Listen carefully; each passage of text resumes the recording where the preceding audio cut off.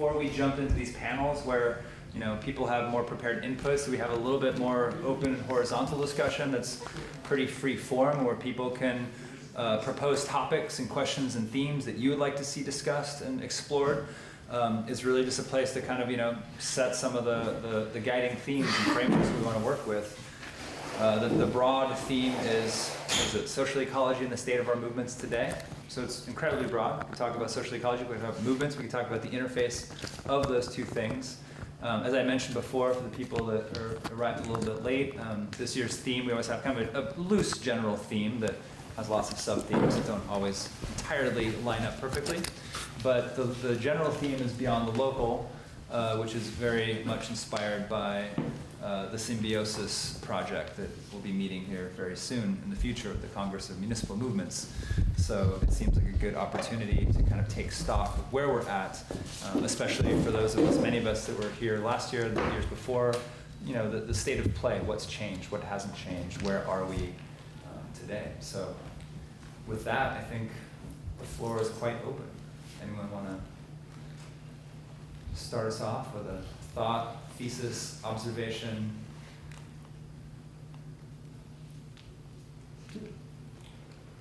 Can I just ask someone who is on the panel or represents or is more close up with what's going on with ISE, just to explain exactly what you're talking about, where the movement is at and where various things are going and happening? That is the open question. Yeah. So everyone will give you a different answer. Well, I'm feeling very optimistic for a change. And it's a relatively new phenomenon for me because when I look around the room, I see that there are as many people under 30 here as there are over 50. Yes. Very encouraging because it means to me that a new generation has embraced these ideas and is actively working with them and advancing them and taking them forward in a way that makes me feel positive and feel like we're beginning to build something that has some momentum and the potential to really interact with the situation that exists today and offer some ideas that people are willing to listen to, willing to embrace, and I'm hoping that we're really on the cusp of something, that moment of birth after 9 months of gestation. I'm not suggesting the insurrection is going to break out tomorrow, but I feel like we're approaching things realistically and incrementally and moving ahead systematically. And for me, that's what it's all about. So I'll put that out there. Can you elaborate on the systematically? Yeah, I'm referring specifically to the work that Symbiosis is doing, that you all are doing, in organizing the Congress of Municipal Movements. That there's been a very directed building process that's tried to check all the boxes in terms of inclusivity and real democratic process, quite self-conscious about what it's about, and is learning from the lessons of history and the lessons of the past. And I see all of that as a pretty systematic approach, certainly compared to what I've seen in the development of most other organizations. So that's what I mean.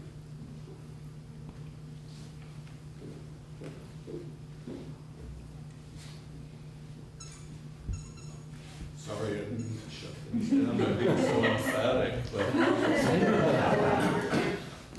We're all just asking him the optimism. Yes. that's the way I'm feeling. I forgot about the Amazon for like a second.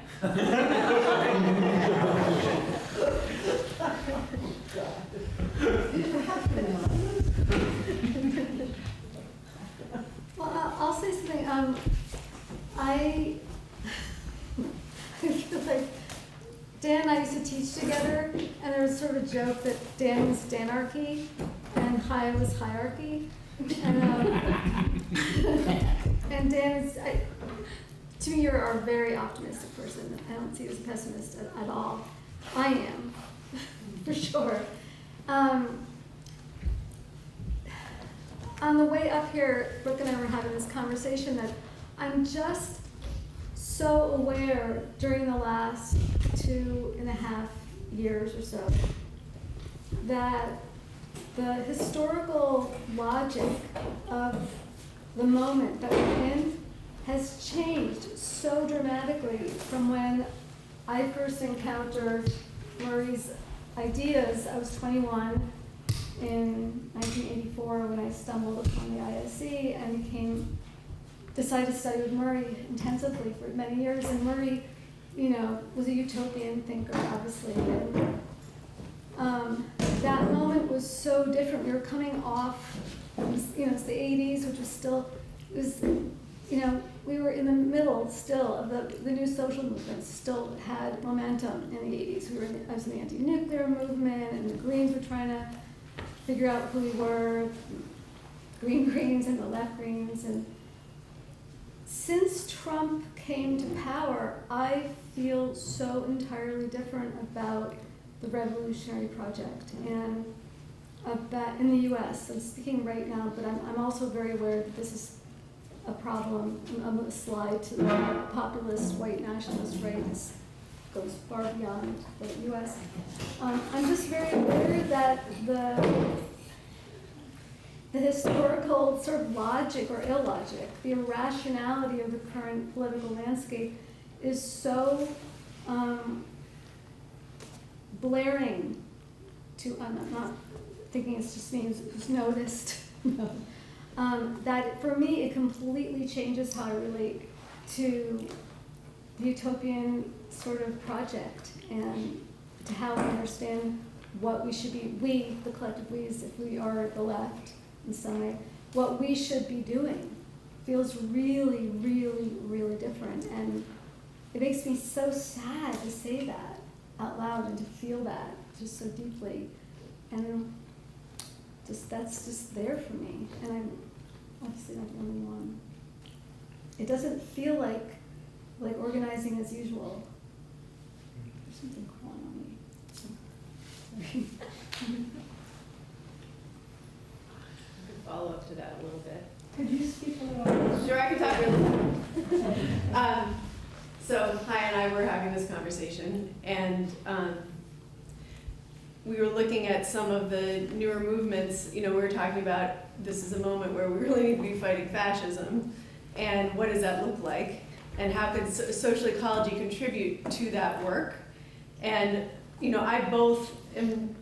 I'm just astounded in teaching on the online course with Phil that there actually are directly democratic assemblies. I mean, I know about Cooperation Jackson, but it's just so exciting for me to hear the examples that are happening around the country that many of you all are involved in, let alone around the world, that we couldn't point to 15 years ago at the Institute for Social Ecology. We'd be like, the Zapatistas, or like the Iroquois. We didn't have present day assemblies in the United States that we could point to. And that's super exciting. And I do see it as a little bit of a split in the movement between people who are focusing on direct democracy and a utopistic project, and those who are doing resistance work. Obviously, there's a lot of the folks that are doing the assemblies are doing a lot of that work as well. But in terms of there's a lot of national direct action movements that are youth involved that have no reconstructive program. And I've been arguing with them for years because some of them, and they're amazing. I feel like they have the transitional program that the ISE was always struggling to find, like something that actually can go to scale in 3 to 5 years and have a real direct impact. And I'm talking about cosecha, and if not now, and some of the movements that come out of the momentum style training, which I can talk to you more about. I'm not going to talk about it now because we're at the Institute for Social Ecology. But what I think that social ecology could lend to some of these movements that aren't necessarily going to have a revolutionary vision, and they're specifically choosing not to so that they can be popular movements, which I think is really smart in these moments as well. I feel like there's room for both of these tendencies. But in looking at some of the rhetoric, particularly against this fascist moment, there's a newer movement called, that's a Jewish-led movement looking at some of the immigration horrors that we're looking at, called Never Again? What is it called? Never Again. Okay. And it's interesting because they don't have an analysis, they don't bring democracy into their rhetoric, which is very brief, and I don't think it needs to be lengthy. But I think one of the things the Institute for Social Ecology does so well, I don't think we need to invite them into our revolutionary program. I don't think that they're necessarily going to see that as strategic for their movements. But having some rhetoric that is looking at what democracy means, even though we live in a republic, a Republican democracy, like really at least educating folks about the difference between republicanism and democracy. So there's a power analysis around what is being eroded that's not simply about putting people into cages or children into cages, but is looking at and being able to read the systematic erosion of what vestigial forms of democracy that we have. I think that would be a really interesting interface for social ecology to have. Can I ask Brooke a follow-up question in terms of like extending your analysis? Like you were identifying what you call two, sectors or wings or manifestations or directions of what you consider to be the movement or a movement. But where do you put, or how do you analyze something like DSA? Where would you put DSA in this? To be honest, I wouldn't answer that. I feel like Blair could answer that. I was asking you as you though, I guess. No, I can answer the movements that I have direct experience with, but I don't have enough experience with DSA to answer that. But I think it's a different analysis. I mean, that's probably what I'm. Yeah. How many DSA members do we have here right now? That's interesting. I think it was more last year. It was way more last year. But are there any people who were members of DSA who are not now? Oh, yes. I got kicked out in the 90s. Good. Right time to get kicked out. Ahead of the curve. The DSA. They abolished me.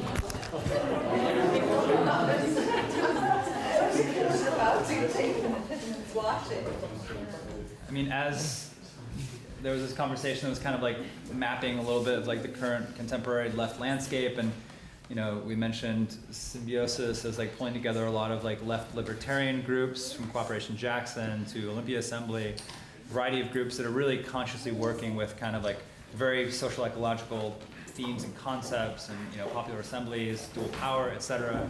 And then Brooke mentioned a variety of other kind of like much more amorphous, often civil disobedience or direct action movements. I'm thinking like Extinction Rebellion, things like this. A lot of the environmental movement these days, I would say, kind of falls into that. And yeah, I was thinking, like, I'm glad you asked that. I was thinking, well, where does DSA fit into that as probably the largest, like, single organization of the left at the moment, with almost 60,000 members, with chapters in every state. And I mean, I'm involved with that. I helped set up a chapter when I moved back to my hometown for largely opportunistic reasons. It was like a left-wing, working class socialist organization talking about eco-socialism, talking about other things that I felt were important that resonated with people, and people were seeking it out. So it was really just kind of like, if you build it, they will come type thing. And it's a Big Tent organization, so you have anarchists, you have like the Libertarian Socialist Caucus, which a lot of Symbiosis people are part of, and then you have like Marxist-Leninists, you have Maoists, you have liberals, you have the whole gamut. So, and it's really very big differences between the big chapters and the small chapters, and even within those chapters. So it's really a wide open question. But I think, and a question I'm interested in pursuing this weekend is how this, political formation, which takes up a lot of space and has a lot of visibility, interacts with Symbiosis and like, the movements that a lot of us are kind of coming more out of, I guess. How do those things interface? And I understand that, there's a large, Libertarian Socialist Caucus within Symbiosis, has feet in both worlds, but what are the core, I guess, differences of strategy and political theory? Where are the areas to work together? how do we think this together as like a left ecosystem? Because one thing I think that's also changed is like going back to like our vintage of the alter globalization movement, was like that kind of sectarianism of like anarchist versus Marxist is totally gone. I mean, when I was coming of political age, Marxists were just irrelevant, sectarian paper hawkers that were just like laughable. I mean, which is quite funny because one of those people in my hometown was Kashama Savant, who is now obviously not an irrelevant paper hawker, but back then they were the kind of more sane ones. But that seems to have disappeared, and there seems to be a lot more kind of like those ideological divisions, at least in my experience, have like broken down. You have people working together. I mean, in the Pacific Northwest, I mean, especially around concrete actions, anti-fascist organizing, anti-ISE organizing. You have IWW, you have DSA, you have Olympia Assembly. Who else? Random anarchist groups. But you have like a broad spectrum of people from across different left tendencies working together, which to me is fairly new. But all like they're united, around an anti-capitalist perspective. Most of them are like anti-state, even if various tendencies will engage with the state strategically, realizing it's not going anywhere tomorrow. Someone's going to fill that space. So I don't know. Those are some of the strategic questions, I guess, and political questions that I'm interested in exploring this weekend. I think beyond just like tactical alignment of groups that were at each other's throats 20 years ago, I think there's also been a pretty stunning and rapid ideological cross-pollination and convergence on a number of different fronts. And one of the things I find really exciting about it is that most of those points of emerging crossover are things that in one way or another started in social ecology. And like many of the people who've like taken them up in a different form don't know that. I mean, I'm thinking things like the shift from the workplace to the places where people live as like the primary site of working class organizing. That's something that like, loads of Marxists have embraced in the tenant organizing world. Thinking of the pretty rapid popularization of eco-socialism as a broader framework for climate justice and the need to overcome capitalism to have any chance at sustainability.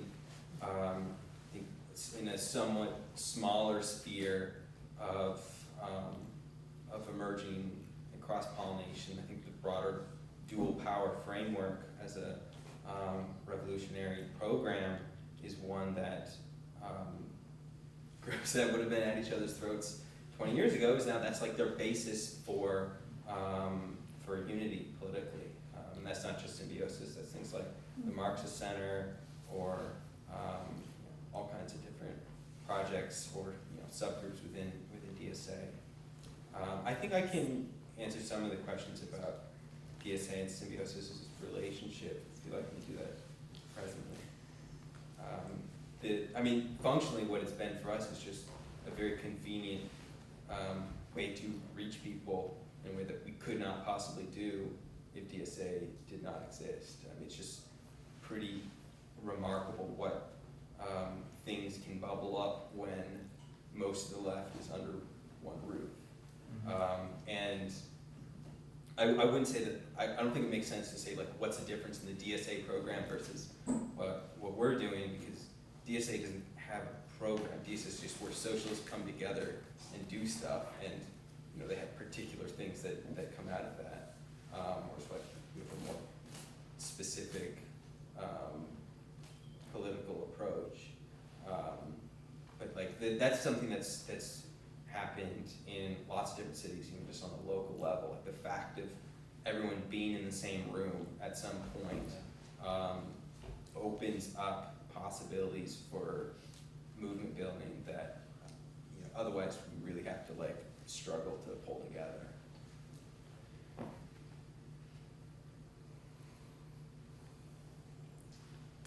I'm wondering about the level of participation and leadership by people of color frontline communities in any of these movements. And that's a question that I really think is an important one that we're still struggling with, very much so, obviously, in this context. And, I think in the alternative agriculture and food movement, I think I have been very encouraged by the rising leadership of more, African American and Latino and migrants of one kind or another, and that movement is really beginning to become not so much in some parts of it, but in food justice and movements like that, food sovereignty, land use.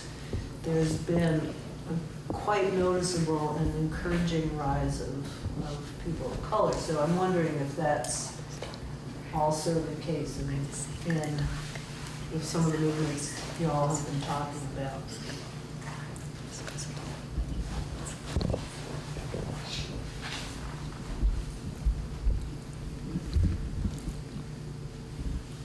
I think a lot of the youth movements that I witnessed, there's a very great degree of awareness and of leadership of those most affected. Certainly in the immigrant rights movement, COSECA is all led by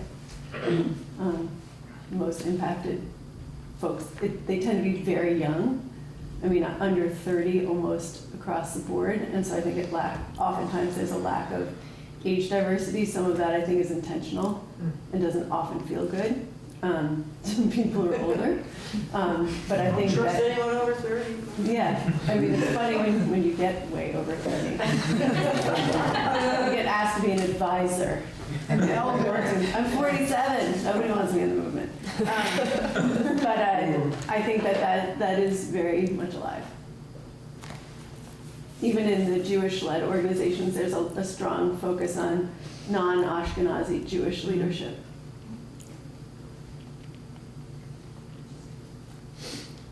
I think some might share Dan's optimism because, like you say, the multi-generational, just in this room, I spent 30 years as an academic advisor at San Francisco State, and my whole world was youth. And right now, what I see going on, like, look at the anti-gun movement, those kids out of Parkland and stuff. You gotta groom the youngsters, because think about it, the civil rights movement was based on college kids sitting at lunch counters. And in fact, I remember Jesse Jackson speaking in Sacramento one time, and he said it was the college students that snatched down the cotton curtain of apartheid in the South. And I'm seeing that now, and the only dimension is, having cut my teeth in the civil rights movement, the only dimension, there's a lot of similarities and a lot of differences, but at this point it's so Orwellian. That's what scares me. It's like, there's some surreal stuff going on. I try to watch a little bit of news in the morning and try to turn it off before I get too mad. Because there's some insanity here. We got a fascist, we got a Nazi in the White House. That's right. That's cut and dried. And that Miller, he's like Goering or something. The dude, I've never seen somebody so anti-everybody and so fascist. Yet people are giving him some kind of legitimacy. It's like I said, it's on the news the other day, and those kids are thinking. They're really thinking out the box. It's not like they're just mad about what happened because they experienced some crazy stuff. Even my grandson asked me the other day, do they really sell bulletproof backpacks? And I had to tell him, yeah. That's the world we're living in, and that scares me to death because I got grandbabies, I got nieces and nephews that all going to school. It's like a whole nother dimension that maybe we didn't have before. Yes. I agree. I mean, I don't think my optimism negates the fact that I'm scared shitless. And I have had this discussion. I mean, we really are at a point where you can conceivably think of a true fascist state emerging, full-blown, and it could happen as soon as 2020. So certainly there is that ever-present existential despair. But at the same time, for me, I've said it before, if I wasn't optimistic about ultimately the arc of history, I would have put a gun to my head a long time ago. So. That's what's so confusing to me, is that I feel like I was born in 1962, not knowing I was born in 1962, you know, and then I came of age during the counterculture, you know, like that was reality, and even though I could see how horrifying things were, that racism and sexism and all forms of xenophobia, you know, oppression of sexual minorities, you know, even though I could see all of that, I felt like there was this overall arc. There was this sort of directionality incrementally towards things getting a little bit better on some levels. And again, it gave me sort of like a place to pitch the tent of the utopian sort of movement that I wanted to be part of trying to work on. And I think about the young people, and I feel like they're sort of sacked with the inheritance of all the failures of the new social movements that were, a lot of them were around inclusivity and diverse representativity, etc. They're sacked with that. And they're also sacked with, you know, an arc of history that to me is not going like this right now. I mean, to me, I look at young people and I'm like, holy mother of God. I cannot imagine going to the streets now wondering, you know, when will protests become entirely criminalized? And I was saying to Rick in the car today that, you know, when an AOC said that kids in cages were like concentration camps, I felt that was a proper use of the term, and that it was apt and important to say that we're not like almost there. Like, this shit is happening, and if people think Trump is too stupid to keep pushing the envelope to see if there's a response from the left, he's doing that shit, whether under the advice of Vlad or not. He's doing that shit, and the question is, do these young people know what to do? And the elders here need to have some leadership to say, here's how we organize. And I never say too much, but I keep waiting to see, why is there not a national strike? Why, since the election of this explicit fascist who has children with no diapers in cages, why is there not just a national general strike? Why has that not happened yet? And what will it take for us to get there? And there has to be broad-based coalitions. I mean, this is where I'm like, fuck being, I don't care if I'm an anarchist, I'm a democratic socialist, fuck it. At this point, we have to be trying to resurrect or protect the vestiges of a democracy before it goes over and becomes locked into a fascistic, oligarchic, you know, mess. Like, I don't want to slow cook our way to living in Russia. And I feel like we're not far. I'm sitting behind this chair because we tried to bring the next generation in. And sat here for a minute and then popped out. But I want to, yeah, sure. I want to directly respond to that piece about what the youth are feeling, and I think you have like a bit of a young corner over here, and we're maybe a tiny bit out of the circle. But I think, or I see that there's a deep nihilism within our generation and the generation below us that is pervasive throughout all facets of our life, right? And like you all, if you get on the internet, you'll see the memes that just, you know, explain in all different kinds of ways that we understand that there's not a future. Like, that is real in our minds. And there's optimism. So it's both. And this question of why is there not a national strike, like, to make that optimism possible and to make that future possible, like, it is such a huge hurdle. And we don't have the strength of the movement yet to be able to do that. And the leaders who are the smartest folks between age 25 and 45 right now are stuck in nonprofit jobs. Yeah.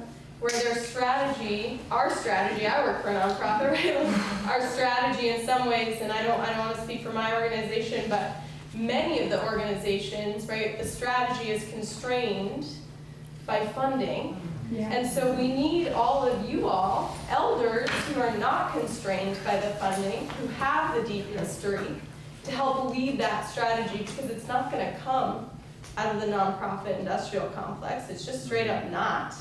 And the young people are ready for that leadership, are ready to do what it takes, because we know that to get over the deep nihilism, to get to that place of optimism, it's going to take a heck of a lot. And people are ready to put out whatever we've got to get there, because our lives depend on it. But the strategy to do that needs to come from the elder generation who's, retired, who has financial means to be able to spend time on it, who have the skills to organize, and who have the relationships from movements past to be able to cross-racially organize, cross-class organize, cross all borders organize. So I want to bring that into the room and ask for that help humbly. I think sort of systemic and structural vision I have for that support to be delivered to young people, be us Gen Z, be us millennials, looks like a really powerful confederated network of movement training operations. I heard, not quite gonna remember his names yet, but somebody over there was mentioning momentum. And I'm sure some of us are familiar with momentum training. I spent the past 8 months writing a thesis, just looking at a bunch of different social movement training groups, including Malcolm X grassroots, which Cooperation Jackson comes out of. And what I came back with after interviewing a bunch of people who have been leading training-focused left organizations for years is that we need to invest in schools. We need to invest in movement training organizations. And that, I think, is one of the necessary vehicles at a broad, confederated international level to bridge a generational gap that we're talking about here. And for us to learn from the deep, practical movement experience that all of y'all are carrying. So I think that there needs to be a systemic way to deliver that accumulated movement experience that y'all movement elders have, and I want it to look like a training confederation. To add to that, I mean, schools are key, right? But that's not everything. Like, we don't necessarily need to go to school to help enact a national strike. That's a piece of it. And the leadership cannot only be to teach. It also has to be to provide strategy for the actions that need to happen and get people out of doors and into the streets to do what needs to happen. And that leadership also needs to come. So it's both. I wanted to say something about that. I'm in Albany, I teach college students, and a lot of them always say the biggest thing about not mobilizing is their fear of not being able to pay back their student loans. That's like the crushing burden. And the idea that they're basically are 18, 19, 20 years old, and they see no future in terms of shaping their own future because they're so burdened already by how much debt they have to pay back. And the idea that you walk out, the idea that you go to a strike, all of that is just, they're overcome by this numbing fear that somehow they will never overcome this burden. And so I think that's one of the fundamental things we all have to think about. Student loans are a systematic way to silence the population in this country and to not allow them to even envision or imagine a different world for themselves. And I think that is at the core of allowing, that's one of those stepping stones, allowing young people to say, okay, I don't have that worry, now I can imagine something else. Right. And I think all of us as members of this community are in part, responsible for changing that. That has to change. That enslaves the mind. I think it depends upon the institution. Sure. Because one of the things, like, at San Francisco State, we have the only college of ethnic studies in the country. And the underlying mission statement is create change agents. Right. And I'm telling you, it's like, my students, that over a 30-year period, I've helped groom activists. And these kids come out, and when they get to the real work world, they go into social work, they go into teaching, yet they understand what kind of changes we need. Because that school was born out of the '68 strike in San Francisco. The students put their butt on the line, got beat up. Ronald Reagan was the governor, so he sent the cops in on everybody. And as a result, like, next month I'm going to the 50th anniversary of the program I work for, Educational Opportunity Program, which came out of that strike. And it was legislated by the Harmer Bill in California. And it's like, I still in contact with my kids from way back, but they seen and understand that mission is we gotta make changes. And and it's also a highly diverse group of people. I've dealt with all ethnicities, and they all of them have a sense of what we need to change. And that's why, I have a lot of faith in those young folks, As far as the pulse of the youth at present, I think everything you said at the end there is absolutely correct. I mean,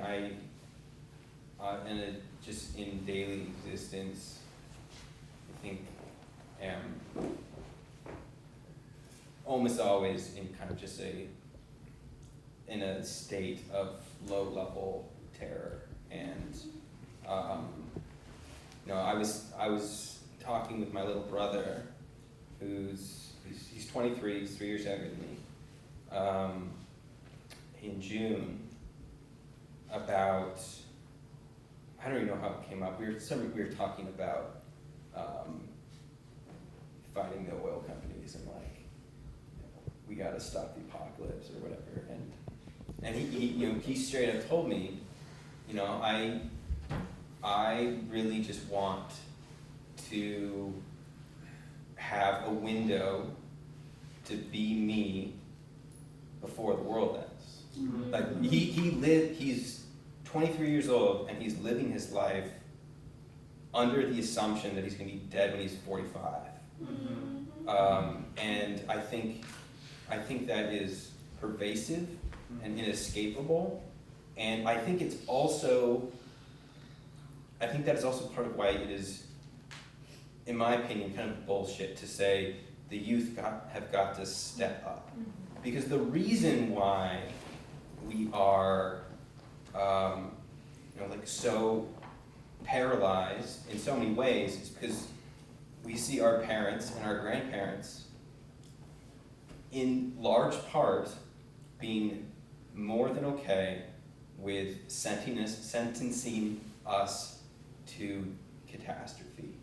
And I mean, you can just look at the graph of people against age versus how much you care about climate change as an issue. And it is the most infuriating thing you can ever see. I mean, you look at it, wow, do these people literally hate their grandchildren?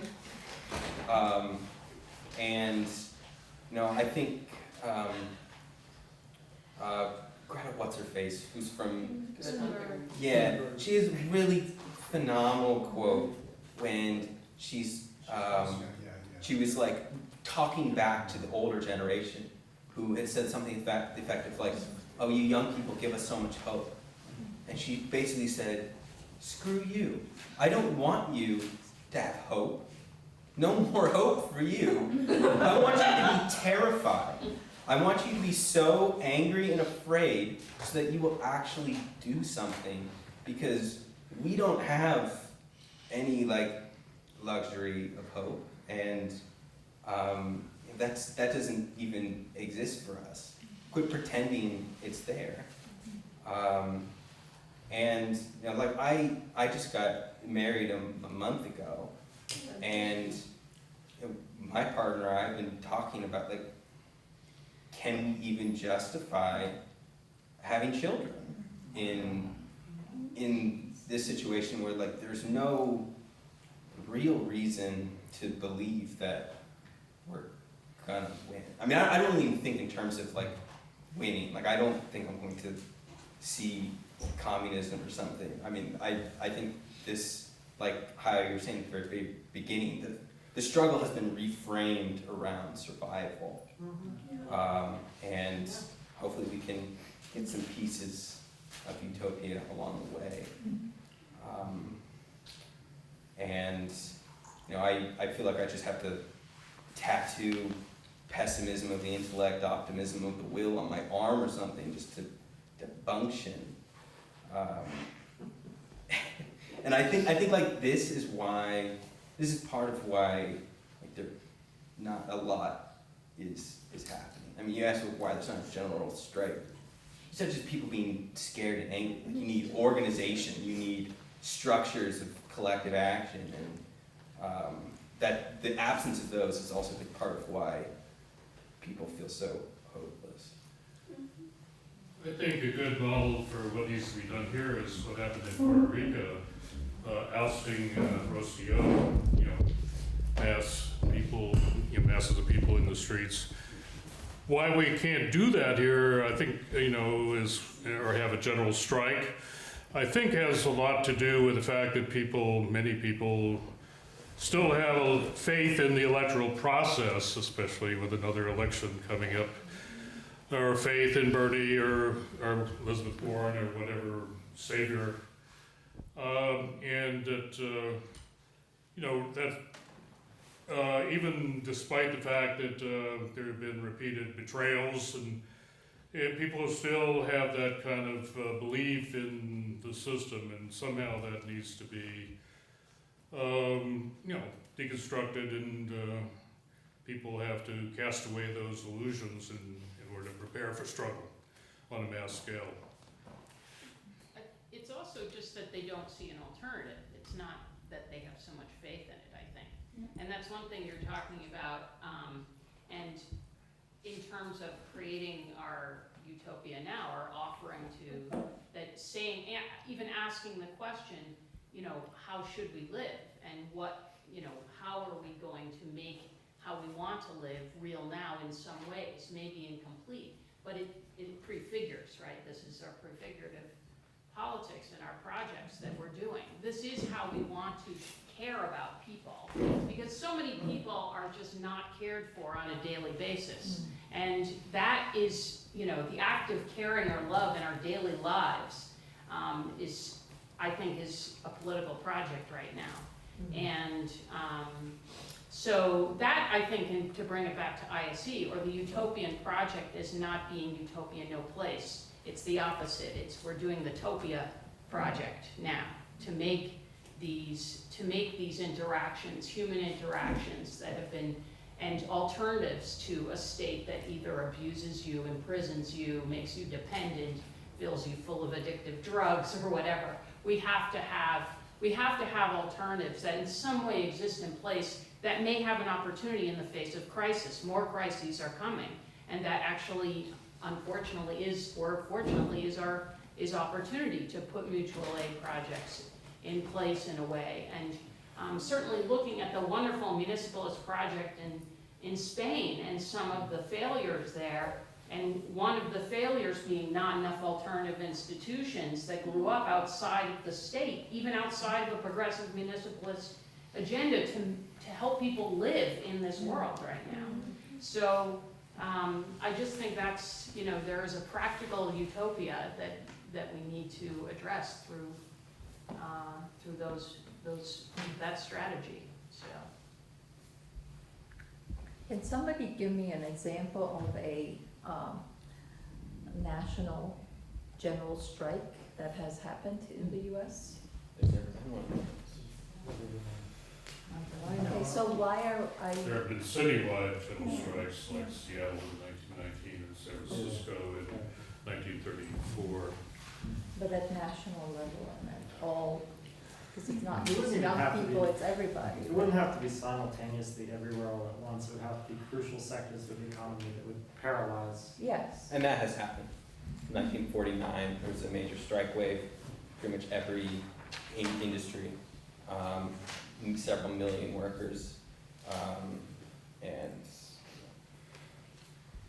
that's the highest that the crest of American labor militancy has ever gone. So the only catalyst would be survival, I think, at this point, that could No, see, bring. I want to say something different. I mean, it's never been called this, but, you know, basically, this is where I think an overall knowledge of history and social analysis is important, because even though, you know, you want to say there's never been a general strike, so that idea isn't relevant, but the general strike idea has animated all kinds of left and liberatory politics as an active possibility that people move toward. It has a material effect, even though there has never been one. You know, we don't have already, you know, really existing socialism or communism either of a certain kind. But even to imagine a sense of possibility that we could refuse.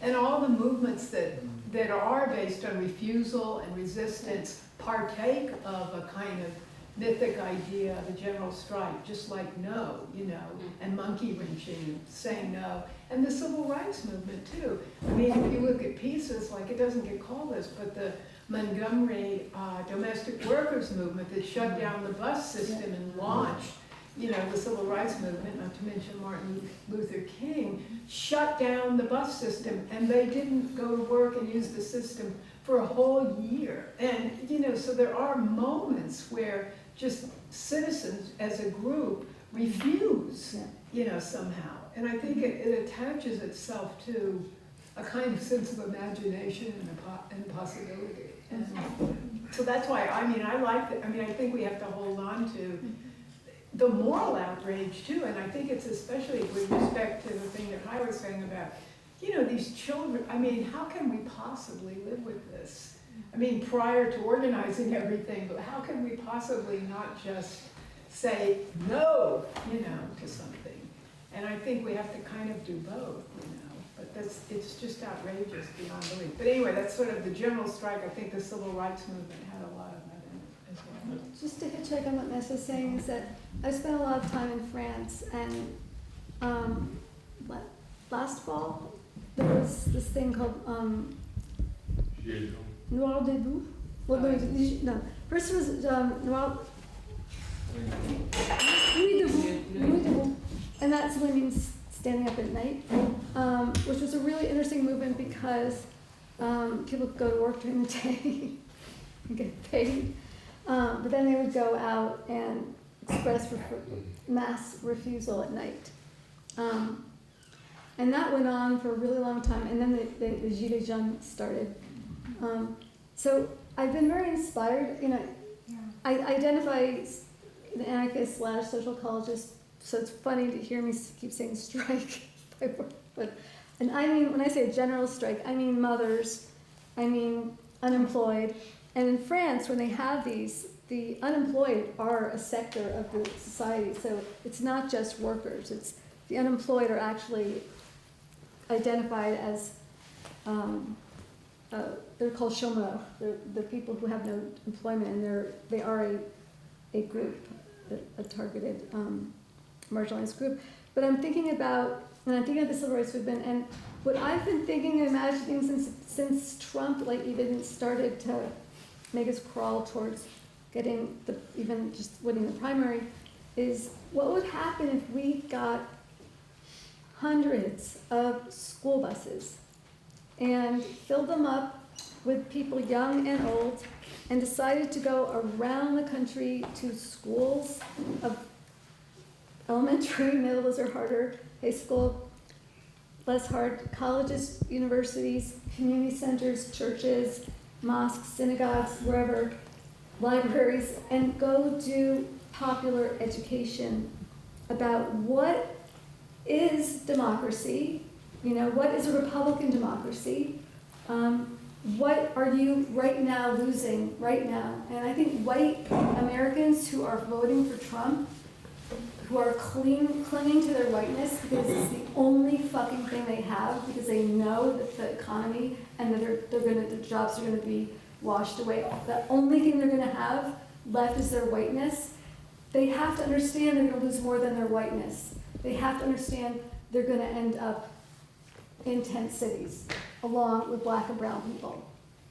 They have to. And Trump is playing that race card, the card against immigrants and xenophobia and et cetera, because he doesn't want people to see we're going to be not just two-tier, it's going to be tent fucking city. And I went to Rio, and I have to tell you, that was fucking insane. Anybody who's ever been to Rio, to see a city, a wealthy city, and right next to the city, not housing projects. I'm talking houses made out of cardboard and tin that are falling in. And I went on a tour of the favelas, and people literally living in shit, and old people and sick people and babies living in shit. And that is where the white people here who are clinging to their whiteness against the black and brown people, that's where they're going to end up. And they have to understand that if they lose democracy, that's what they're going to get. And I feel like if we could create a movement to educate people about what does democracy look like, and there's utopian democracy, that's direct democracy, and there's Nazi-utopian democracy, that's Republican representative democracy that we want to move from there to here. But we have to rescue this now, because if we lose what's left of this democracy, we are all going to either end up in prison or in concentration camp cages. Because after the little kids who are sitting there, the immigrants, it's going to be different identity groups. I feel and know that with my whole heart and soul. That's testing. How do you feel about black and brown babies in cages? And people seem to feel fine enough about it for it to continue for months and months and months. And it's going to keep pushing. So I feel like if we could get buses, I don't know, like you've seen, and travel and have mobile educational projects that we do listening to communities and speaking with communities and really educating people about what really is your enemy. It's not immigrants or African Americans or sexual minorities or Jews or Muslims. It's fucking authoritarianism and capitalism that's going to come for you. And I feel like that project, to me, like I feel like there's the minimum program, the transitional, and the maximum program. I feel like the minimum program right now is that base level education. The dystopian project. It is actually. It's kind of a fucking dystopian, and we can have a really good time too. In the 5-6 party and educate ourselves and each other. And I do believe it has to be multi-generational, and it has to be multi-representational and inclusive. But I don't know, like, where would this even start? But that's what I see. I see fucking buses going places. I see one thing that, talking about the kids on the border and the situation, and we're fighting an evil media, like Fox News, and even the vice president goes up and says, there's nothing wrong with these kids, and you're watching them in a cage. That's what I'm saying. That's more Orwellian things. They're saying, they don't have soap, they don't need soap, they don't need toothpaste, they don't need diapers. And people are eating that, And interesting when you bring up France, because I remember in '68 when the May Days in France were they shut the whole country down. Whole country. And there's something to be learned from that. Because I happened to be in Bulgaria for the World Youth Festival right after that happened, and the French students were pumped. They did it, because they got. It was 6 weeks. Yeah, I got some photos. I got photos of that. Like they took they turned over all the cars.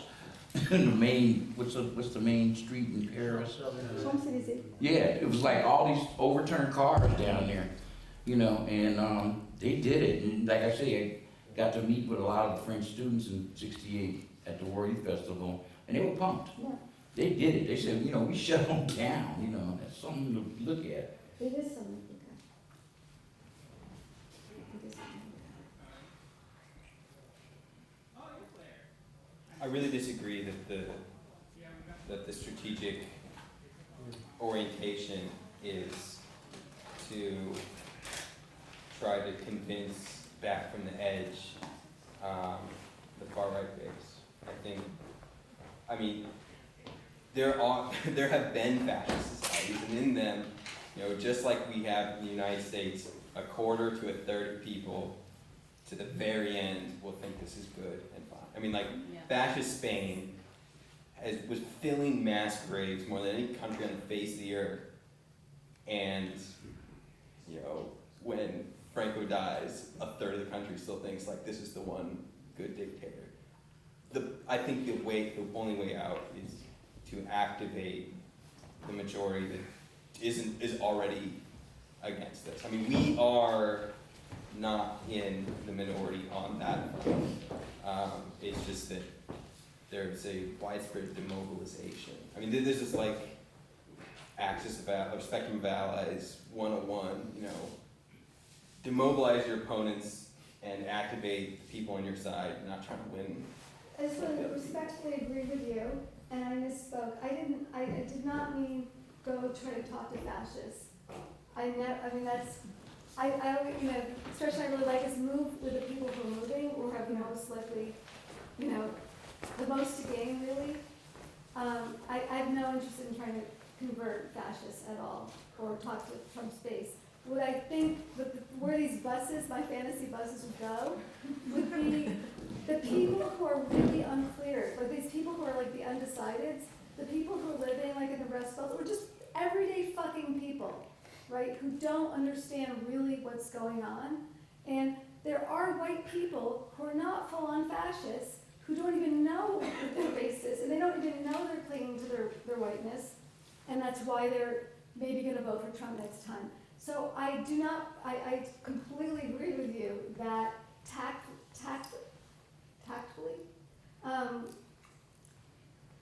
I don't believe it's tactful to make my audience the fascist who is least likely to move. They have the most to gain from Trump's world.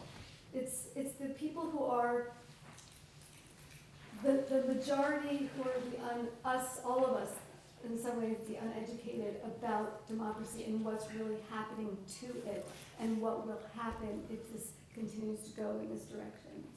But I completely agree with you on that. I'd like to circle back to some of the stuff that was said earlier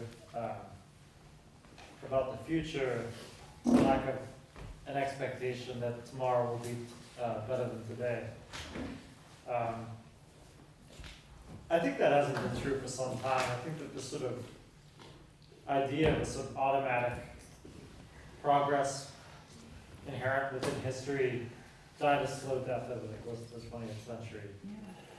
I mean, the slogan of no future has existed since the punk scene in the 70s. Nihilism is, you know, deep-rooted in those generations that came before. It's nothing unique. And I'm not sure that, I mean, obviously climate catastrophe is a new variable in the mix, but I'm not sure if sort of imminent self-destruction of society and the world that we know is any more,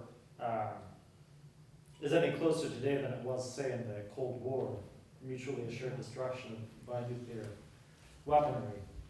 I mean, that might well come back too. I mean, with climate change, with rival world powers that have nuclear arms, limited resources, this could be in the cards. You never know. Trade wars could lead to shooting wars. You don't know. But I don't think that it's unique to this generation. I think there's good reason to view the present as bleak, and I think that the future that we should aim to recover really today exists in the past. I mean, the most radical reimagining of what society might look like isn't something that's been dreamt up recently, but actually existed, I think, in more radical form in the past. nevertheless, I don't think that it's just a matter of just educating people or sending around buses. I don't mean to be too polemical about that, but there are signs, like, we might be able to read the tea leaves of, our political moment. The resurgence of interest in, democratic socialism, the growth of the DSA.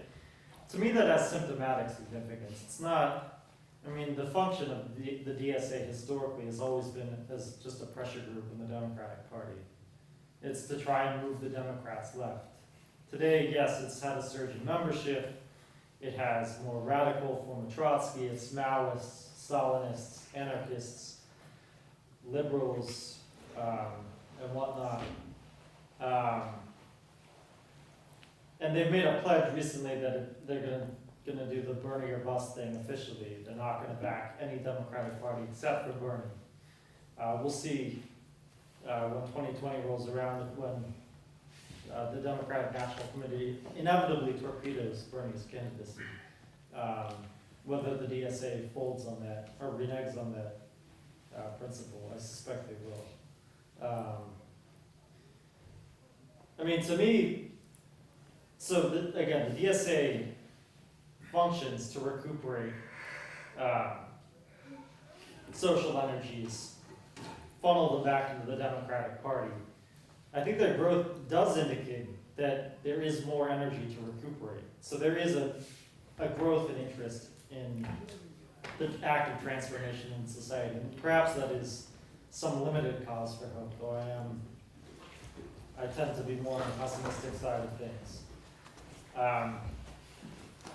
One fear that I have in what Hyatt was talking about, though, is saying like, oh, I don't want to think of myself as anarchist or liberal or whatever. We just need to oppose this thing going on now. I think that once one allows the sort of singular motivation that we have to stop this existing horror, it leads us to want to liquidate our own politics. Say like, oh, it doesn't matter as long as we're able to shut this thing down. Most of these concentration camps that Trump is using today were built under Obama. Mm-hmm. Like, I don't view him as this singular evil or unique threat. Yeah. Perhaps the rhetoric has been amped up. But he probably still won't meet the deportation numbers that Obama achieved. And with all these ICE raids and with all the cruelties that he's needlessly added on to it, I don't view him as a total departure from the detention and deportation regime that preceded him. It's continuous. And I think it's dangerous to just say, we just have to stop this thing. It's like this sort of, singular focus on the real and present danger of the Republican Party or Trump, just like they were against Bush. And, it was, hallelujah, our savior Obama has come to save us, and it was just more of the same. Can we assert here in the space though that there's a difference in terms of policy levels between the Obama regime and the Trump regime? There are differences in focus, definitely in rhetoric. Trump is a lot less polite. I think that's what outrages liberals most, is that they were fine with the deportation numbers under Obama, even though they were higher than Trump. It's just that he's more in your face about it. He has less tact about presenting it. And I think a lot of this stuff would be swept under the rug. And Hillary was a more, for all of her lack of charisma, she was at least more trained as a politician, a career politician, a politician's wife. That was her whole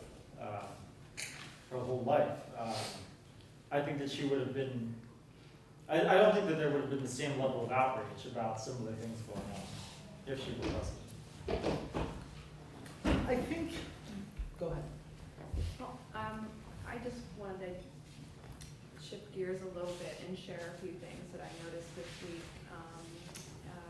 So I'm a lawyer, and that's mostly what my network is. My professional network is other lawyers, and I have friends in Congress who are staff, very high-level staff people. I've got attorneys working on immigration issues in various places around the country, and folks doing some of the organizing, like in the Never Again stuff. But one of the things that I heard this week that was interesting to me that I hadn't known before was that I think there was testimony given in one of the committees saying that I think 100 of the CPB, that's Custom and Border Patrol officials who are supposed to be working on the border to prevent entry are working in the detention centers and have committed suicide. And so there was an effort to put that into the record to try to stop the detention of the children. So not only are people outside of government trying to hold members of the government, the Trump administration accountable and stop it, but the people who are doing the work are also feeling conflicted, well, they're killing themselves over the issue, and which seems, it's, I think, a very interesting thing to do where, you know, if you don't like your job, you quit your job, right? So I'm not really sure what's going on with the choices people are making in their employment. And I think that that is something that deserves more discussion. And again, another thing that came up, I think, in the last few days was a white nationalist link was sent to an immigration judge, so a panel of immigration judges, and that there's attempts to decertify these judges who are attempting to, again, shut down the camps. So there's a lot of layers of complexity in how the government is functioning, and I think that more engagement, perhaps. I know that a lot of anarchist folks don't really want to really befriend folks in the government too much, but I think that that might be something that might get more movement. That's what I have to share. Yeah. I'd like to make just a quick point of clarification about deportation numbers between Trump and Obama, because what we said is true. It's also super misleading. Obama deported more people in 8 years than Trump has been able to in 2.5. But the four-year numbers, like including the monthly rate of deportations under Trump are still markedly higher than what happened during the Obama years. Not that I have any desire to defend Obama in any sense, but there has been an escalation. Recently, I would say so. And also I wanted to bring up, I mean, under previous administrations, like the Clinton administration, that's when they started the privatization of prisons. And there, you know, under that, you know, a lot of people of color, people have started working for, you know, slavery. They've, you know, imprisoned children there too. Many, many children. So I think that this kind of thing has been going on all the time for years and years, at least 20 years. So it's not really something specific of Trump. Let's say, before passing it out too, the family separations as a sort of policy is somewhat new, I'll grant. Though there was a gap in the Democratic sort of manufactured outrage at the family separations.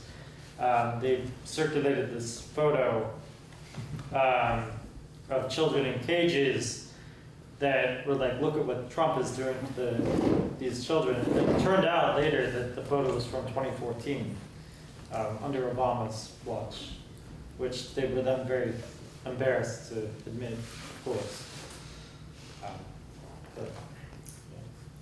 Sometimes a helpful heuristic or framing device that, I can't remember if you use these terms or not, but it's really important to look at, when you're looking sort of at a stretch of history, looking at what is continuous and what is discontinuous, what is novel and new at a particular historical juncture.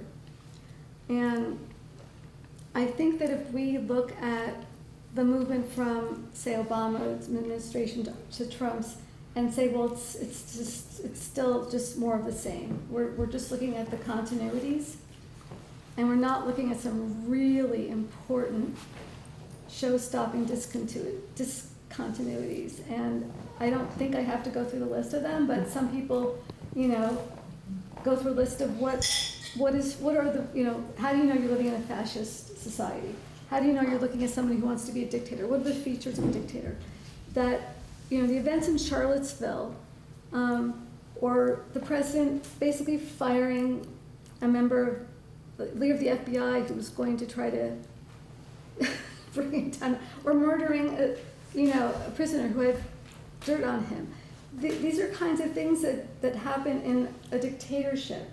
I think if we're going to say only look at the continuities, which of course I was an anarchist precisely because I was very aware of the hard shit show of, I was in Seattle when Clinton brought the fucking National Guard out and started shooting at American citizens. I was there, and I know other people in this room were in that city. It was like, holy shit. So I have no love for the Democratic Party or the Republic. That's not it. It's that I think we have to be able to name what are these discontinuities that are surfacing so that we can see how things are shifting and get a sense of direction of where to go. And then it's important to look at the continuities too, but it's really important to see what is novel here, what is new. There's a lot of new shit happening. Well, I really agree with that high up. I mean, I feel like the discontinuities are part of a continuum with the continuities. It's not like any of that shit's a surprise or based on the agency of some guy with weird hair.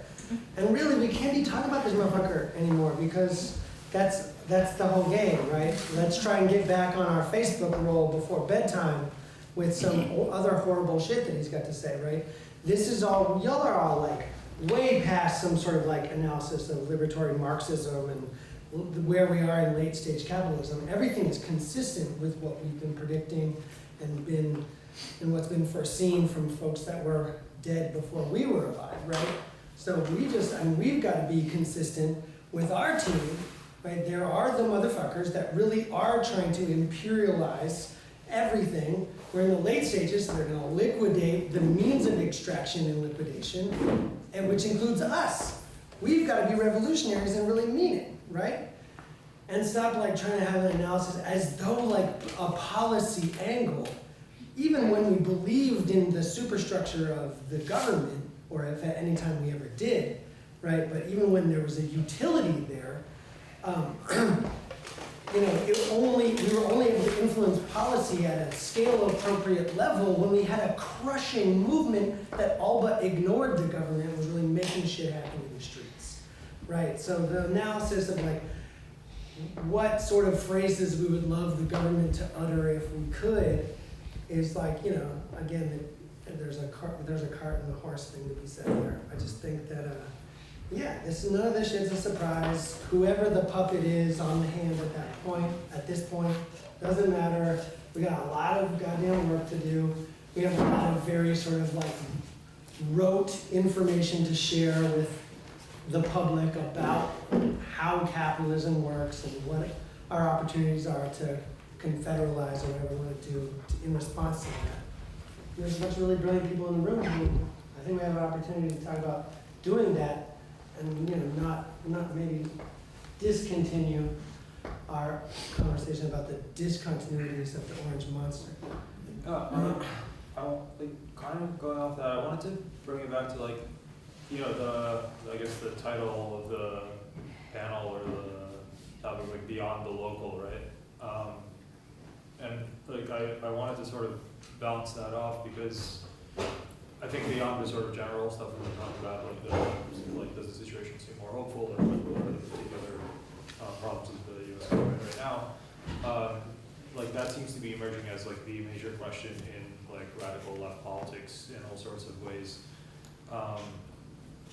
because while we do see a growing discontent with capitalism, right, we see sort of, and this is not, this is kind of not new because it almost brings back a very old question of like, anarchist versus Marxist perspectives on organizing, and you've seen this idea of like, well, if we resist capitalism, do we resist it by like trying to sort of like capture some of the global machinery, or do we resist it purely on a local level and by retreating to the local? And there's been a growing debate on the idea of left nationalism. You've seen it among a lot of like social democrats, and both in the U.S. and the UK, that support the idea of like, by being against global capitalism, the best way to fight that is to some kind of retreat to like a sort of national social democracy would be either explicit or implicit kind of anti-immigrant sentiment. At the same time, you see a lot of kind of local anarchist, environmentalist politics being appropriated by some of the more radical fringes of the right, like Europe, national anarchists claiming to take up environmental causes and attacking migrants for supposedly like exploiting the environment. So there's it really seems to raise this tension of when you have a sort of locally oriented politics, how you keep that from going into the sort of reactionary pose, and how you reconcile that without like falling back to the default of kind of, well, we're just going to support the sort of liberal globalization status quo, but maybe like dress it up in more radical garb or say nicer things about it. So I don't know, I just kind of wanted to throw that out there. It seems to be like a precedent. So, first of all, hi, I'm Hugh. This is Nicole. Sorry I'm late. We got held up at the border, which is always a wonderful way to be welcomed to America. They took all of our comic books, so we're sorry we don't have any comic books. Just all of them. Yeah. Yeah, when they fined us $500, and that was after we begged them not to fine us $5,000. So, I was just going to say, there's a lot of interesting polarities being poked at here, which I love. I've pulled apart on the internet, like I bet a lot of people have, but I'm not optimistic that anyone's going to be swayed on a question like nationalism or internationalism or state or anti-state orientations. And I guess my thinking is just, in a practical sense, the historically successful working class movements of the 20s and 30s had a broad social basis. And since the 60s, I think that there's kind of been an erosion of the social basis of the left, and it's become more and more political and professional phenomenon represented by NGOs and political parties. And I don't think that it's necessarily something that any tendency has a monopoly on to do. I know this is like a very voguish term, and I kind of don't like to use it, but base building, but to broadly expand the social basis of radical left politics is a useful thing that I think sidesteps, at least for now, some of these questions of like, do we want to sit in a room and argue about whether or not we're going to contest local elections, or do we want to like get out there and make a concrete difference in people's lives in a way that holds open the possibility of municipalism while also benefiting people directly by helping them organize? Henry's comment earlier kind of brought me back around to the earlier part of the conversation about why people aren't in the streets. And for me, I think the main reason isn't because people aren't outraged by what's happening. I think it's really clear that the proportion of people who support this shit are loud and are supported by the propaganda system, etc., but they're still a minority. For me, the main reason is still that we've been through decades of the system continually telling people that it doesn't matter. Yeah. And I think most people who are outraged don't feel like there's anything they can do that actually matters. The response to Seattle of the Clinton administration and the responses of various governing bodies to people mobilizing has shifted toward the main message being to try to convince people that it doesn't matter. I mean, I came of age as a radical and an activist in the 70s, and in the 70s, the main message of the propaganda system was, the 60s are over. Yeah. And it's time to go back to normal, and normal was the quietism of the 50s, which, you know, everybody knew was idiotic, but over decades, people became convinced that, you know, what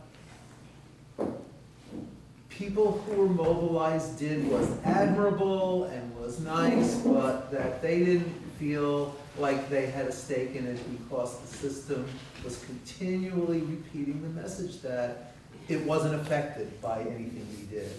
And people internalized that. But it's not just the main message of it doesn't matter, it's not a visible message that contests that. That's true. It's not just that, additionally, it's not the only message. There's also a message that if you do go out there, you'll be pepper sprayed, you'll be imprisoned, you could be run down, you'll be shot in your backyard. Yeah. I mean, there is the threat of violence, and it's experienced, of course, more by black and brown people than it is by white people. But the threat of violence is there all the time, and of repression for speaking up. Or economic repression, you know?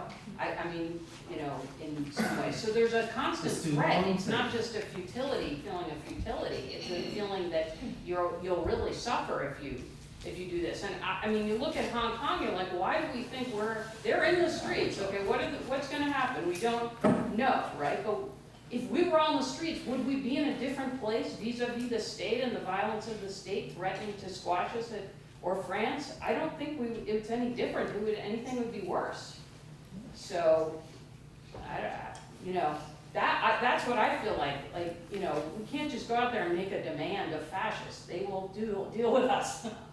So we have to figure out what is the thing we do. How do we be water? I had a point when, you know, you talk about, I remember that the 60s are over, it's the 70s, but one factor that happened in the black community was a huge rise in hard narcotics. Yes. You know, heroin especially.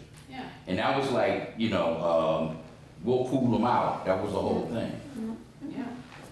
And then what we got going now? Happening right now. When that rolled into the drug war, right? That after the introduction of hard drugs. Mm-hmm. No, it wasn't an introduction, but it was a rise.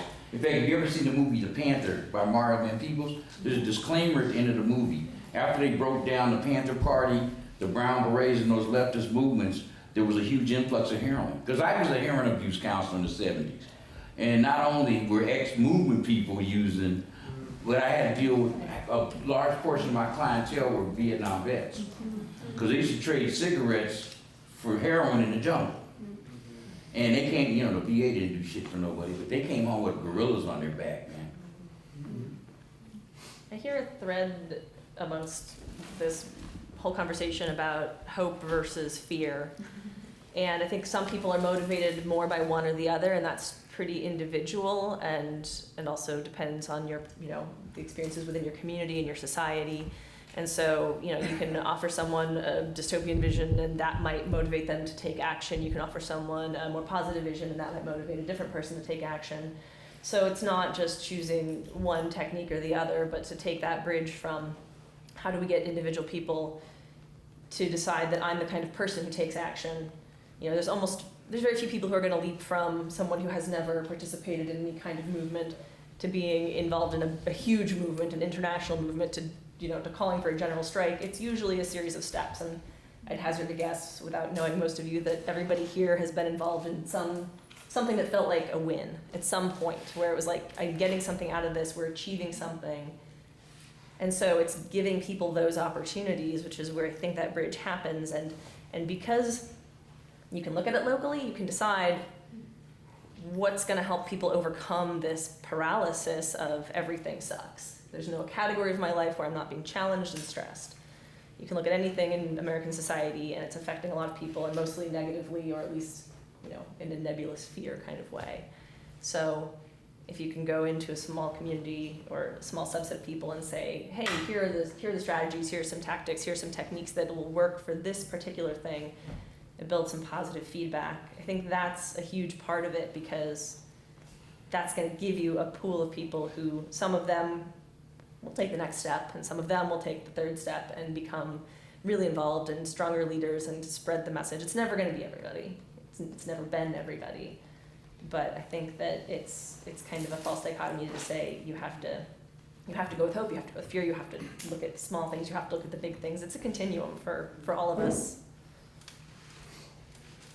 And I would say a big part of that, to get away from that continuum, is you also need a vehicle. You need an organizational vehicle, and you need a political vision. And to me, that's like one of the big benefits of DSA. It's out there, it's national, people know what it is, people come looking for it because they, it gives a name to these problems of capitalism. It tries to tie them together, tie these single issues together. What it hasn't done well, and what no other organization has done well either, is offering some kind of a more coherent strategy. I mean, there's 60,000 DSA members, chapters all over the country, but they're all doing their own kind of local, individual, anti-ICE, food bank, garden, whatever, the same stuff we've been doing. And I think that's part of the problem, is like whatever the left has been doing for the last 50 years, and longer than that, especially the last 50 years, it has totally failed. It's not working.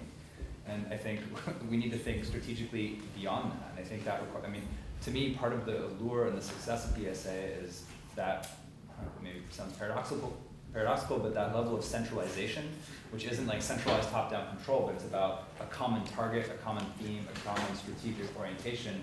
Because otherwise, we just get fragments and all these small things that maybe provide these like small partial local wins, but they don't amount to something bigger than the whole, as it is in like Hong Kong, wherever that is. And that those big movements that create this polarizing us and thems also create its own problems of like a very vacuous politics.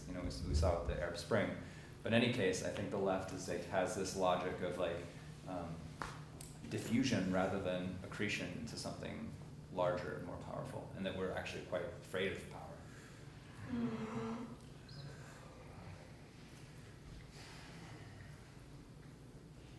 I just want to say, Murray used to, in one of his articles that follows the book on social anarchism versus lifestyle anarchism, in the following chapter at the end of the book, he talks about something which right now almost doesn't seem that relevant, but the idea of sort of having a radical group having both a maximum program and a minimal program. And at this moment, it feels funny to be saying what I'm saying right now, because I'm just as scared as Kaya is. Somehow when you look at the political situation that exists in the United States, it's a very frightening thing. I mean, we really are on the verge of fascism, and that's what it is. So, I mean, it's very, the thing you want to do is say, what do I do, what do I do, what do I do? Which you should be doing, what do I do? And taking every action you possibly can. But just on the other side, you just have to keep aware of what are the possibilities beyond the, if there is a tomorrow, what are the possibilities for tomorrow? And that means going back to ideas of just educating people, and the question of what does a municipalist society look like, and how do we, in a sense, work on an optimistic level as well as a pessimistic level, sort of not to lose sight of what would be the good things we could be doing, but what could be the vision that we can possibly develop for a better society. I wanted to respond to a couple of points that have been made that kind of fit together. I think I really agree with what you were saying about how, you know, basically it's nobody's in the streets because it doesn't matter. That we've been given the impression that it doesn't matter. I really think that, you know, in more recent times, that impression came from the Iraq War, because there were a lot of protests that were going on then, and that was a really big message of they don't care. They don't care what you think. It's going to happen whether you want it to or not. This is not a democracy. So that was the first big knock in the more recent time. And a second big knock was Occupy Wall Street. This is not something that is really spoken about very often. You know, there's this sort of general impression, again, that we have been given by those in power, the ruling class, that, oh, Occupy Wall Street just sort of fell apart and it was just a disorganized mess. That is not at all what happened. Yeah, you're nodding your head. I know, I remember. You remember, yeah. I mean, there were coordinated attacks all over the country. The police came in the middle of the night with tanks and LRADs and sound cannons and destroyed those encampments. By Democratic mayors, it should be pointed out, supported by the Obama administration. Orchestrated. Yes, exactly, totally orchestrated by the Obama administration. Yeah, and I mean, this is under a, you know, Democratic president who's supposed to be, you know, more liberal and blah, blah. And so, you know, again, this message very clearly sent, not only does it not matter, but we will aggressively crush you. And it has only gotten far worse since then with everything that you were saying. I mean, people are being murdered, you know, especially, again, black and brown people, if they are just existing. So it's like, what kind of message does that send of, you know, how can I go and actively resist and fight for my rights when the authorities are going to come and kill me just for existing in my own body, in my own home, even in a lot of cases. So I mean, you know, you've got, and then obviously the economic oppression and all the rest of it combined. So yeah, I think that there has been this really clear message sent of A, we don't care what you think, this is not a democracy, and B, we will kill you if you try to dissent in any way. So yeah, I mean, definitely there has been, you know, that's really obviously, I think, why people are not going out the way that they were before. But I want to also bring up this issue that you were talking about with the DSA, and also what you were saying about optimism and that sort of thing, which I thought was interesting.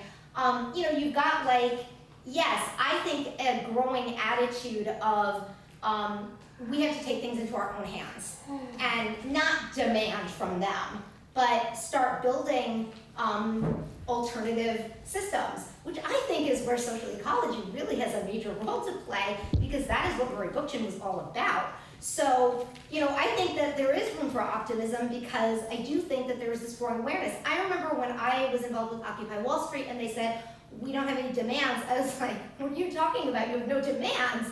I'm like, that doesn't make any sense. But now actually I really do understand it, that it's like, we can't demand from them because they're not gonna respond. They don't care what we think.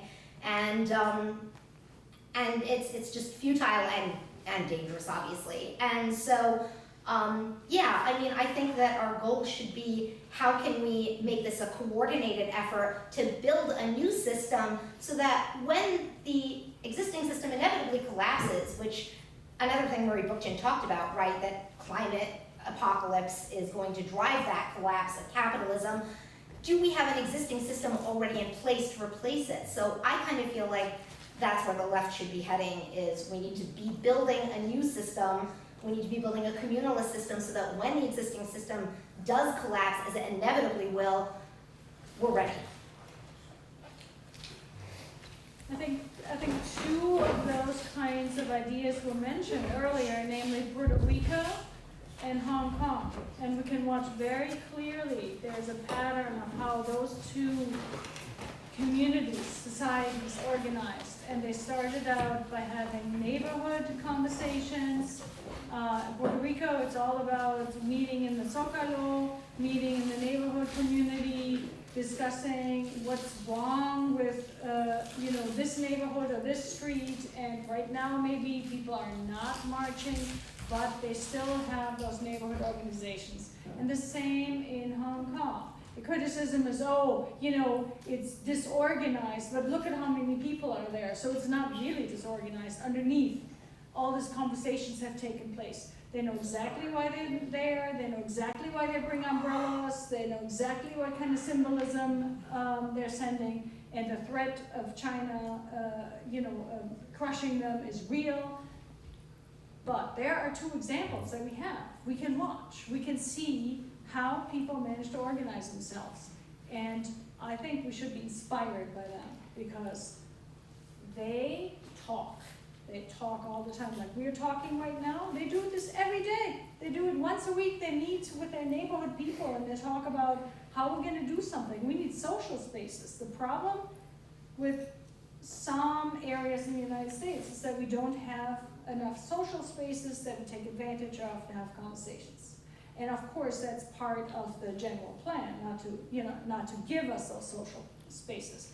But we all can create those.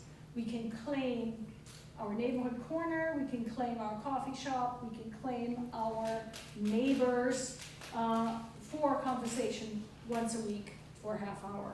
We can all build that up. Again, coming from a legal perspective, I just wanted to share that. So I bought in pretty hard, I'm pretty sold on the Idle No More movement and putting indigenous perspectives sort of on the front line of things and taking my, I guess, just listening and being guided by what indigenous people are doing, and spent some time in Maine this summer. I've been going for a couple of years now, and really trying to be an ally to that community, and following. This week was the first Democratic debate for Native people, and there was a lot of talk about the doctrine of discovery, which underlies a lot of legal theory in the U.S. I know Henry said that we don't really want to pay too much attention to who the puppet is, but I think that you actually can't ignore federalism.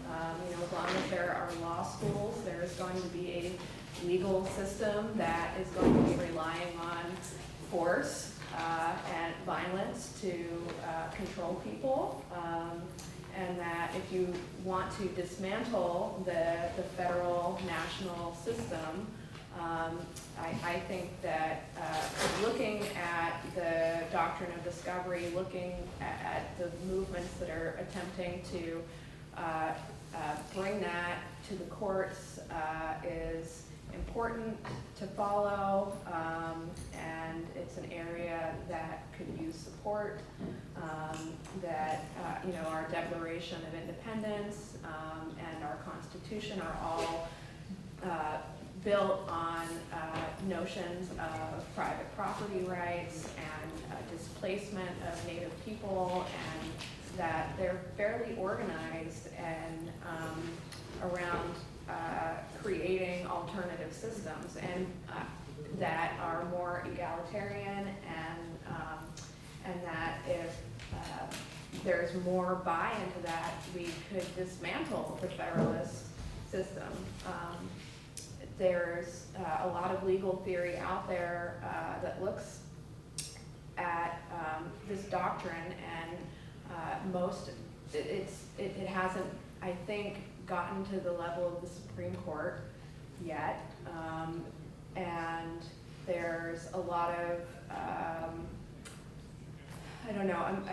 I've watched the Supreme Court as well. There's an attempt right now to remove the conservative judges that were appointed by the Trump administration. People are pretty concerned about, with the rise of fascism. So we've got Ruth Bader Ginsburg again today. I learned, there was a release saying that she's had some treatment, some cancer treatment done, and she's fine. But every time they release these statements, the legal community, the liberal legal community, is very concerned that we're going to lose our majority on the court while Trump is still the president. And so, again, I think it was this week, there's been the records of the Justice Kavanaugh have been pulled, and there's an attempt to, there's like a budding attempt to get him removed from the court, and Gorsuch as well. So I think that those are very worthy things that more liberal people in the legal community are trying to do, but that there's a lot of fear that there's going to be another Supreme Court appointment in the coming year or so.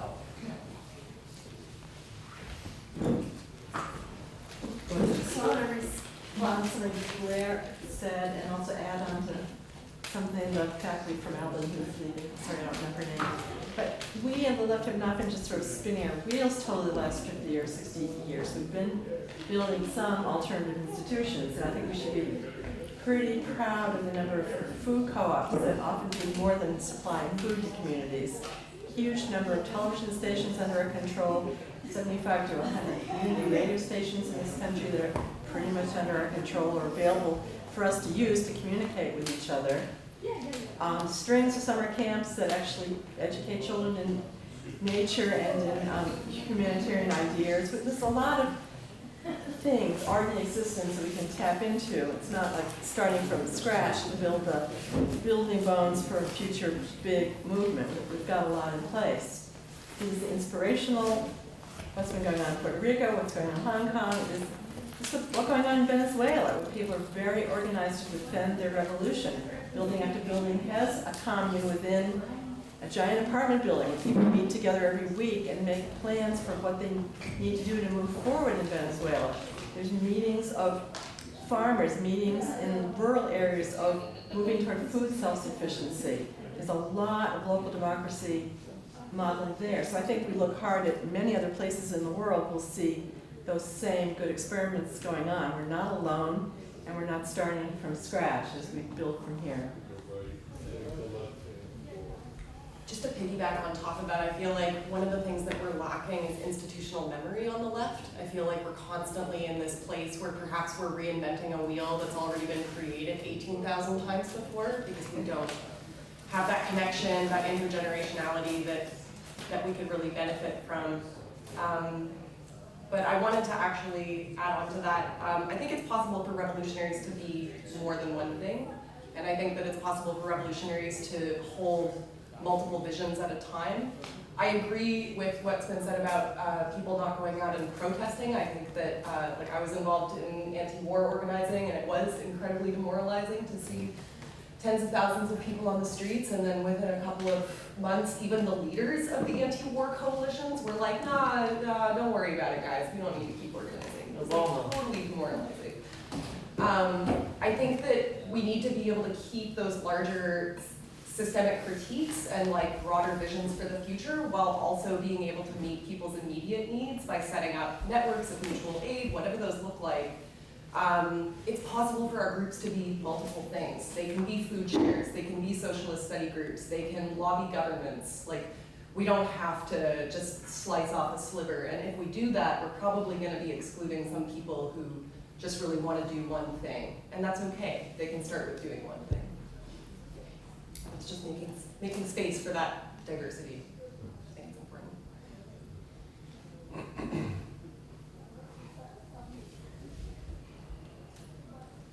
I guess also, I'm not excluding the possibility of legal avenues, challenging court appointments or whatever. I just feel like a lot of these strategies are born of the sort of dismay that liberals have felt since the sort of sudden and shocking defeat to Trump in 2016. Sort of one neat trick to sort of undo that election.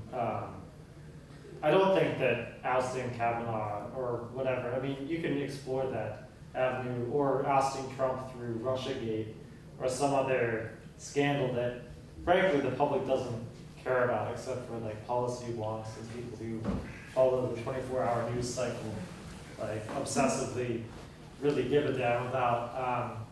I think it's more about building an overwhelming social force that will be able to extract not only Trump or Kavanaugh or whoever, but also the entire existing political framework that presently exists.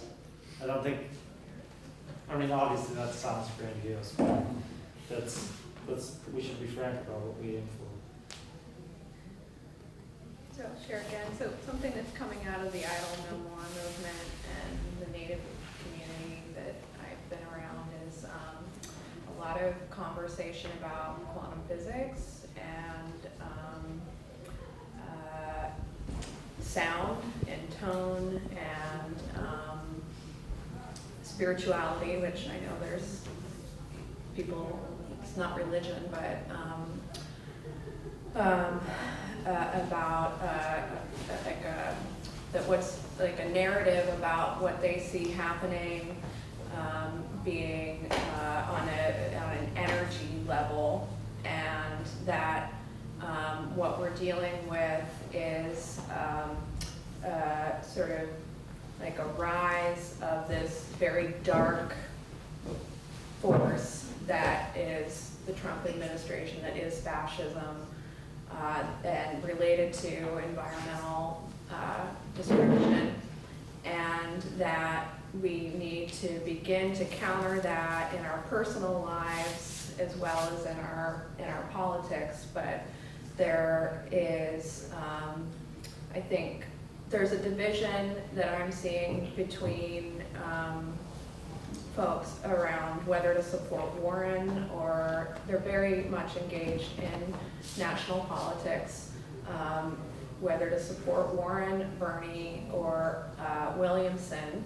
And I don't know, Williamson is on the edge of being able to make it to the next round of the debates. And I think that there is in this, a lot of support for her campaign because it is talking at a more metaphysical level. And she's sort of mocked as having no political background, that she's not a career politician and has not worked in Congress or anything before, but there is, she has the qualities of being able to communicate hope and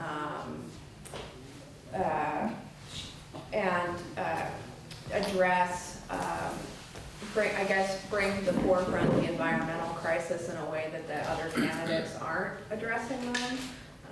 She's addressing them as more very deeply spiritual problems, and that it's not actually a matter of the science anymore, which I have heard is consistent with some of the other environmental law professors that I've been around, is that this is very spiritual problem, and that it's not going to correct itself when we're talking at surface level issues. That there's a very deep despair that I think we hear coming up, especially with young people, and that's being transferred, that there's like this trauma that is being intergenerationally transferred, and that there is spiritual work that needs to be done in order for the politics to transform. So just, that's not my thoughts, those are their thoughts, and I just thought I'd bring that here. Thanks. We started late, so we're about 30 minutes past me, so we stopped, but anyone have any final thoughts they want to get out before we wrap up for the evening?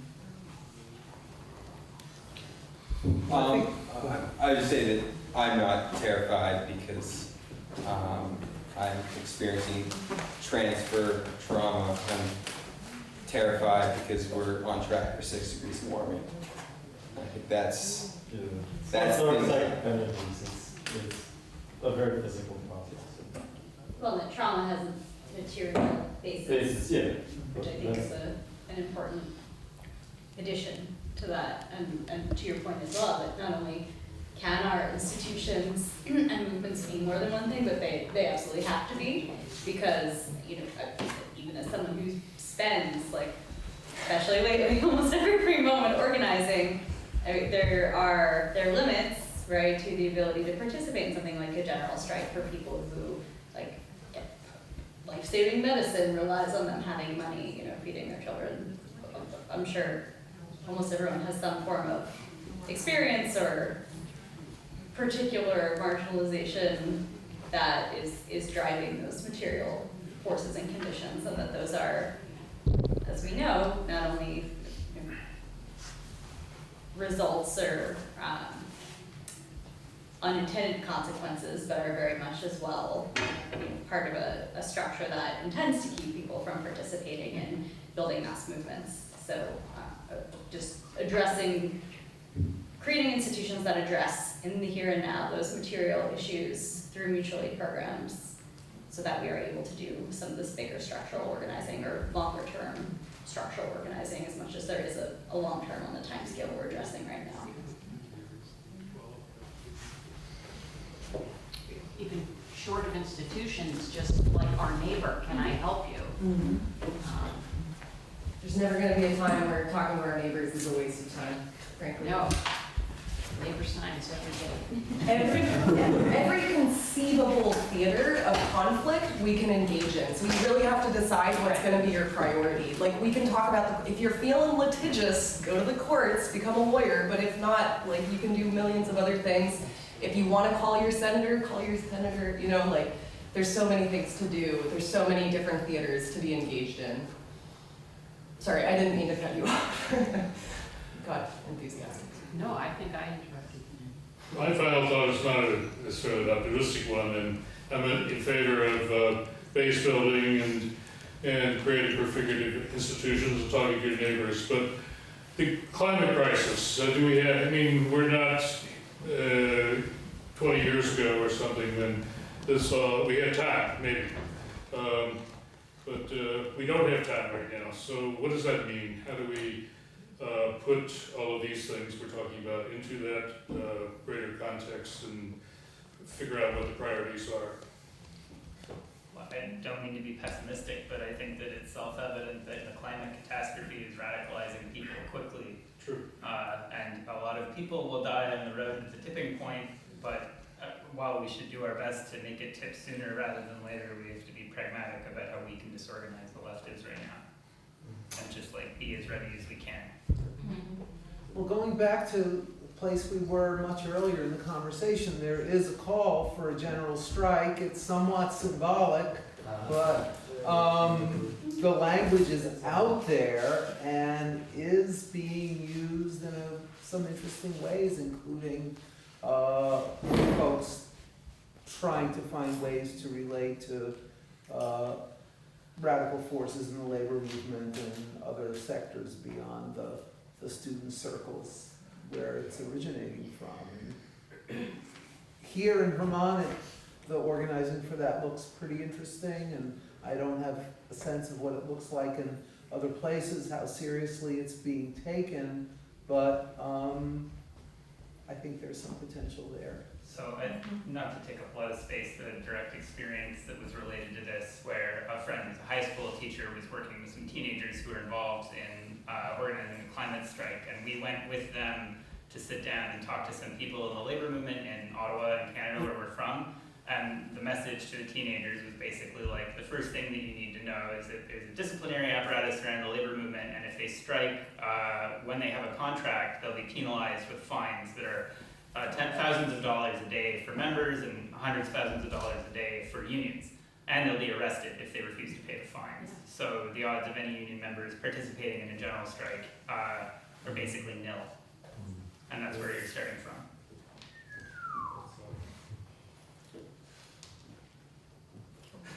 You just said there was every theater, you just said there was every theater.